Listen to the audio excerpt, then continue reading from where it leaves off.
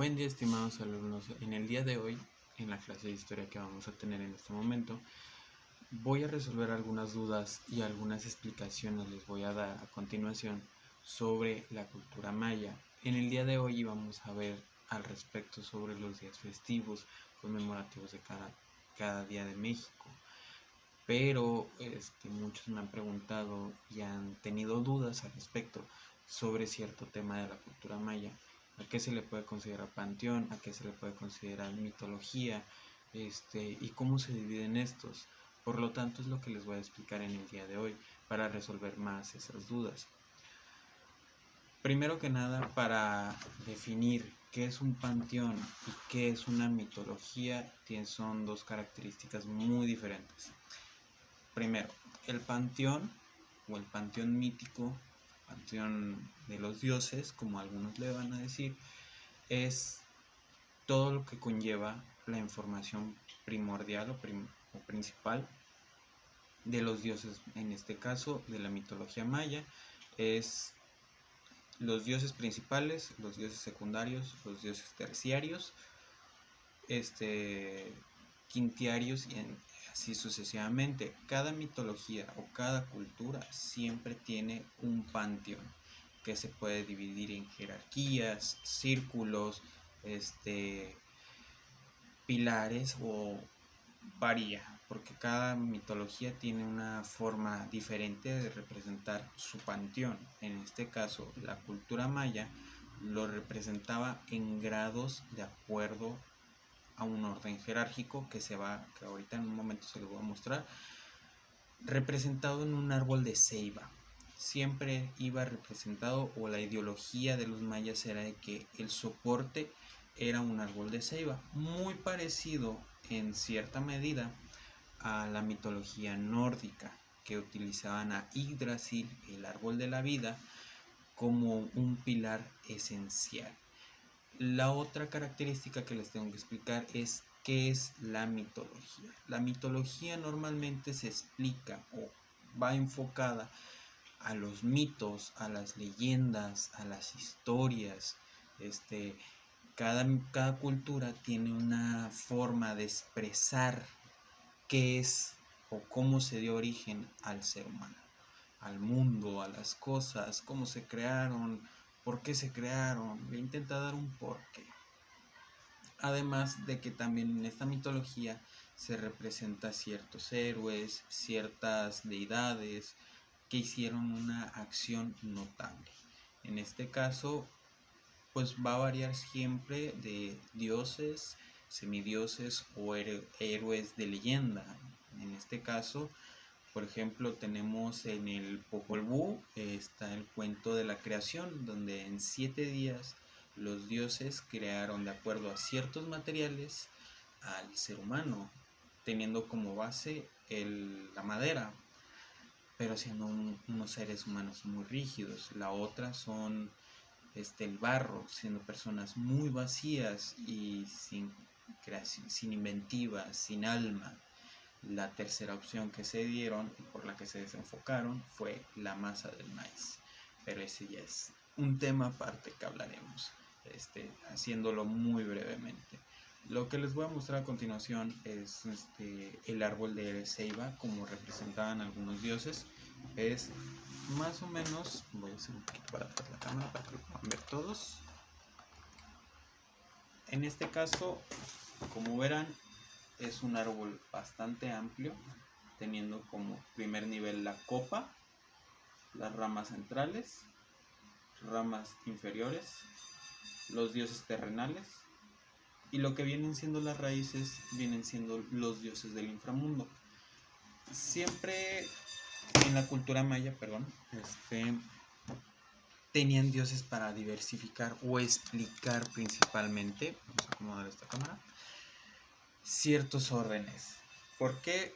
Porque al ser una cultura politeísta, o sea, su ideología no iba solo a un dios. Al ser politeístas, ¿qué quiere decir? Polis, varios o múltiples, istas, creyentes, viendo la etimología de la palabra. Entonces, siempre tenían una explicación para cada cosa. Por ejemplo, Dios del conocimiento y Dios creador, Dios Padre, Isibna.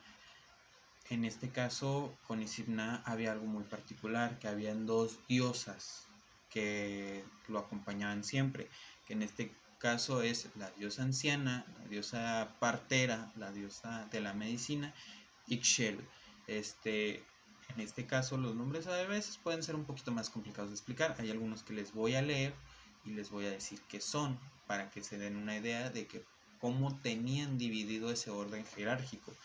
Por ejemplo, la otra diosa que acompañaba a Isibna se le conoce como Ixchel vieja, Ixchel joven, que era la señora de las mareas, de la fertilidad, y se asociaba con la luna y el agua. Principalmente los dioses aquí en la cultura maya se enfocaban mucho en los elementos. No había de que un ritual divino de ascensión, fui iluminado por Sotano gracias al conocimiento de Perengano. No, en este caso era mucho un dios para una cosa. Si está el dios de la guerra, es porque existe guerra. Si hay dios, si hay cosecha, hay un dios de la cosecha. Si hay un dios, inclusive con decirles, hay un dios de las abejas. ¿Por qué? Porque para los mayas la miel y las abejas era algo muy importante. También estaba el dios de la lluvia, Chak, el que todos conocemos, y el que pues hubo controversia con su escultura, pero ese tema ya aparte. El otro, y es un dios muy devoto que tenían muchos, ya que los mayas fueron una civilización, aunque sí fue guerrera, pero también se conocía por tener más variedad de artesanos, mercantes y también creadores en general. Y un dios que tenía mucha influencia se le llama Exuan, que es el dios de los mercaderes y de los viajeros, también atribuido a los artesanos. Normalmente se hacía una representación con un martillo medio raro, que siempre era un palito con dos ondas, parecido como si fuera una T medio rara. Ese dios se cuenta la leyenda, que él, al golpear el suelo del cielo divino, permitía buena fortuna a los artesanos y a los seres humanos que lo veneraban y que le rendían tributo. En este caso con él no era muy típico de que voy a sacrificarle el corazón de estas 20 vírgenes, sino que hacían un tributo más honrado, siempre sacrificando una pieza o una pieza que ellos valoraban bastante o que tenían un aprecio. Por ejemplo, les voy a mostrar una pequeña pieza. Esto no lo hice yo, claro, esto fue un trozo de savia, de árbol que conseguí hace poco. No lo compré, o sea, lo conseguí naturalmente de los árboles. Y esto que hago cada día, cada X tiempo en luna llena, le corto un trozo y lo quemo, haciendo un pequeño agradecimiento a Exuan, que era una manera como lo hacían ellos. ¿Para qué significaba esto? ¿Qué simbolizaba? Para que pudiese, se cuenta la leyenda, que él, al golpear el suelo del cielo divino, permitía buena fortuna a los artesanos y a los seres humanos que lo veneraban y que le rendían tributo. En este caso con él no era muy típico de que voy a sacrificarle el corazón de estas 20 vírgenes, sino que hacían un tributo más honrado, siempre sacrificando una pieza o una pieza que ellos valoraban bastante o que tenían un aprecio. Por ejemplo, les voy a mostrar una pequeña pieza. Esto no lo hice yo, claro, esto fue un trozo de savia, de árbol que conseguí hace poco. No lo compré, o sea, lo conseguí naturalmente de los árboles. Y esto que hago cada día, cada X tiempo en luna llena, le corto un trozo y lo quemo, haciendo un pequeño agradecimiento a Exuan, que era una manera como lo hacían ellos. ¿Para qué significaba esto? ¿Qué simbolizaba? Para que pudiera traer más buena fortuna y más venta hacia mis cosas, que yo pudiera proliferar, poniéndome a mí como ejemplo, obviamente. Entonces, otro dios que muchos consideran que es el rey de la parca, la huesuda, dicho vulgarmente, es Hapuch, el dios del inframundo o el regente del inframundo. Él no era el que te mataba, sino el que tenía un control para todos los dioses del inframundo. El Balam negro, la diosa del suicidio, la diosa de las mentiras, para que tuvieran un castigo propio cada persona que muriese. Por mi parte es todo.